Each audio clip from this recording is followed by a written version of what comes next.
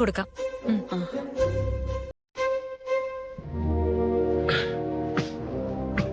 ഇതാണോ? അത് തന്നെ. പക്ഷേ എനിക്കിത് ഈ മരുന്നും മന്ത്രമൊന്നും വേണ്ട. തീരട്ടെ മോളെ.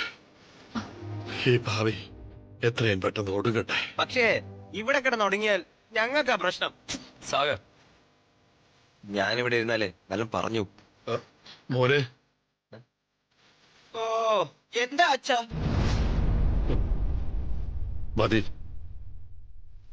പരിഹസിച്ചാണ് വിളിച്ചതെങ്കിലും നിന്റെ നാവ് കൊണ്ട് എന്നെ അച്ഛാന്ന് വിളിക്കുന്നത് കേട്ടല്ലോ, അത് മതി. ഓ സമ്മതിച്ചു. നീ ഇത് എവിടെ പോയി കിടക്കായിരുന്നു? അതൊക്കെയുണ്ട്. എന്താ ഇത്? ഏട്ടൻ തന്ന പോക്കറ്റ് മണി എന്റെ കയ്യിലുണ്ടായിരുന്നു. അതുകൊണ്ട് അച്ഛനൊരു ഷർട്ട് വാങ്ങി.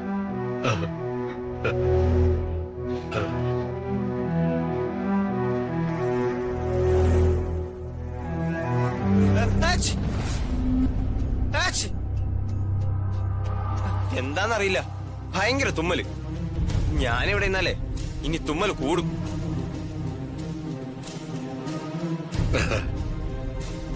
ഇത്രയും ഭംഗിയുള്ള ഒരു ഉടുപ്പ് എനിക്ക് ഇതുവരെ കിട്ടിയിട്ടില്ല. അളവും കറക്റ്റാ. ജയിലിലെ ഉടുപ്പം കൃത്യ അളവല്ലേ?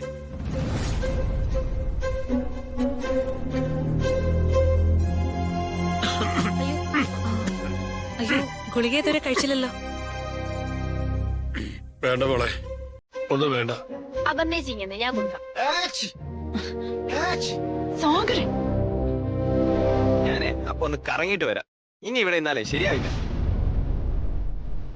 അച്ഛാ, ഈ ഗുളിക കഴിച്ചു. എന്റെ പൊന്നുമോള് തരുമ്പോ ഞാനെങ്ങനെ വേണ്ടെന്ന് പറയുന്നേ?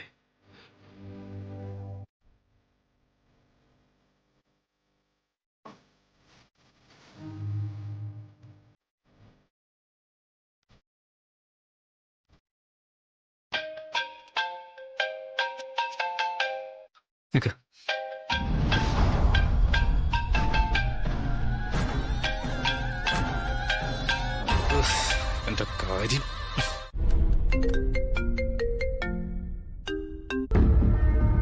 ഹലോ അങ്കിളെ.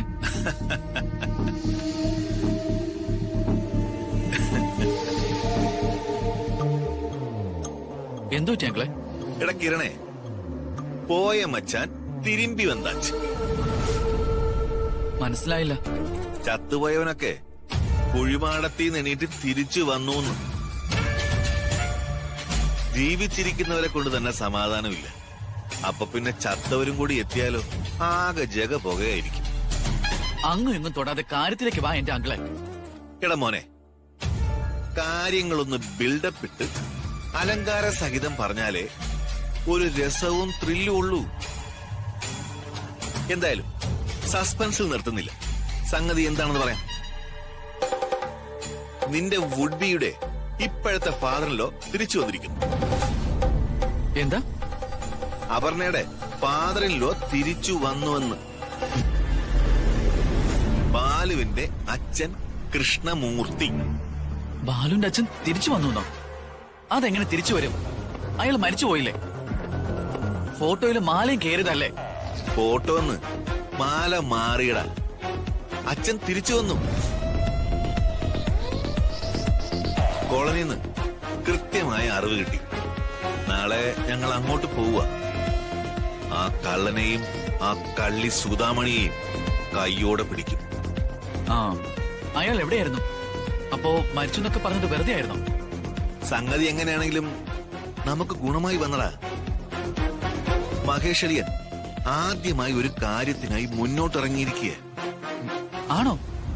ആ, വിരുന്നു പോകുന്നു എന്ന ഭാവത്തില് നാളെ ഞങ്ങൾ കോളനിയിൽ ചെല്ലാൻ തീരുമാനിച്ചു. യാമിനി ഇന്ന് രാത്രി അവളെ വിളിച്ച് പറയും നാളെ ഞങ്ങൾ വരുന്നു.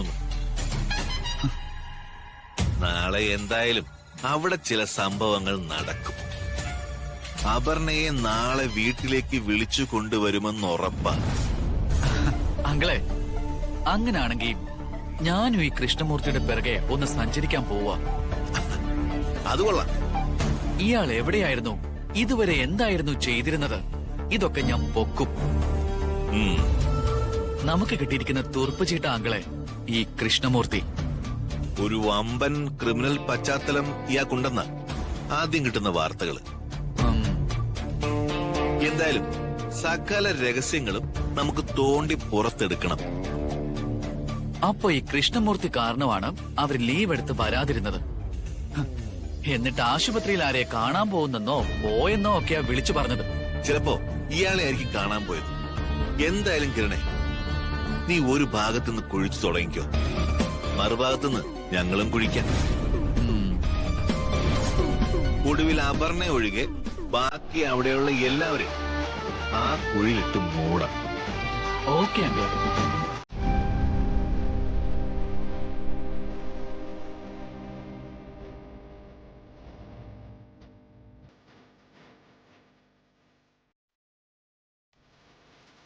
ഞാൻ ഒരു കാര്യം പറയട്ടെ അപ്പു. എന്താ ബാലു? നമ്മുടെ കുടുംബത്തില് എന്തൊക്കെയോ കുഴപ്പങ്ങൾ സംഭവിക്കാനായിട്ട് പോവുക. എന്താ ബാലു ഇങ്ങനെയൊക്കെ പറയുന്നേ? സത്യം ഞാൻ പറഞ്ഞത്. എന്തോ ഒരു അപകടത്തിന്റെ വരവ് എനിക്ക് ഫീൽ ചെയ്യുന്നുണ്ട് അപ്പു. നമ്മളെയൊക്കെ ആകെ ഉലച്ചു കളയാൻ പോകുന്ന എന്തോ ഒരു പ്രശ്നം. എന്റെ ബാലു, ബാലു ആ വീടിന്റെ ഗ്രഹനാഥൻ. ഞങ്ങൾക്കൊക്കെ ധൈര്യം തന്ന് താങ്ങി നിർത്തേണ്ട ആള്. ബാലു തകർന്നാ എല്ലാരും വീണുപോകും. അച്ഛനെ ഈ വീട്ടിലേക്ക് കൊണ്ടുവരാൻ പാടില്ലായിരുന്നു. താൻ നിർബന്ധം പിടിച്ചതുകൊണ്ടാ ഞാനും സമ്മതിച്ചത്. ആകാശത്തുനിന്ന് പൊട്ടി വീണതുപോലെ ഒരു ദിവസം അച്ഛനങ്ങ് പൊട്ടി വീഴുക. എന്തോ എന്റെ മനസ്സിൽ ഒരുപാട് ആവശ്യമില്ലാത്ത സംശയങ്ങൾ വരിക. ബാലു കാട് കയറി ചിന്തിക്കണ്ട. തൽക്കാലം അച്ഛൻ പറഞ്ഞത് നമുക്ക് മുഖവിലക്കെടുക്കാം. ഒരിടത്തും പോകാൻ വഴിയില്ലാതെ അച്ഛൻ ഇങ്ങോട്ട് വന്നു. എന്തായാലും അച്ഛൻ ഈ വീട്ടിൽ താമസിച്ചാൽ ശരിയാവില്ല. ഒന്നാതെ നമുക്ക് തന്നെ നിന്ന് ഇരിയാൻ സ്ഥലമില്ല ഇവിടെ. അച്ഛൻ എന്തായാലും ഇവിടെ നിന്ന് മാറ്റണം. ആ, എങ്ങോട്ട് മാറ്റും?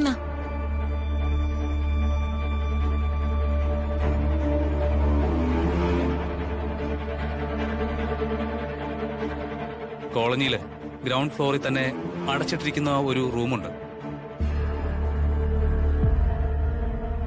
നമുക്ക് പിള്ളയോട് ആ മുറി ഒന്ന് ചോദിച്ചു നോക്കാം. എന്നിട്ട് അച്ഛനെ അങ്ങോട്ടേക്ക് മാറ്റാം.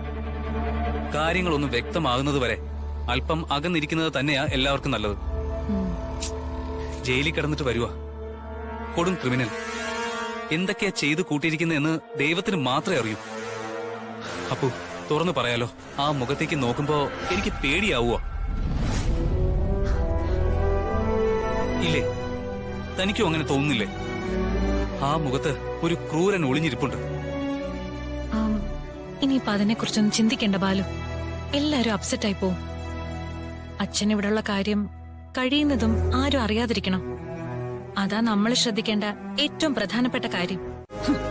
ആരെങ്കിലും കൊന്നിട്ടാ വന്നതെന്ന് പോലും അറിയില്ല. അമ്മേ, സത്യം ഞാൻ പറയുന്നത്. ഒന്നും നമുക്ക് വിശ്വസിക്കാൻ പോലും പറ്റൂല. അങ്ങനെയൊന്നും പറയല്ലേ അമ്മേ. അച്ഛൻ അങ്ങനെ ഒന്നും ചെയ്യില്ല. പറഞ്ഞ നിനക്ക് മനസ്സിലാവില്ലേ? ഇനി ഞാൻ ഒരെണ്ണം വെച്ചെന്നുണ്ടല്ലോ. അയ്യോ, എന്താ എന്താ അമ്മേ? എങ്ങോട്ടെങ്കിലും ഇറങ്ങി പോകാനാ തോന്നുന്നു.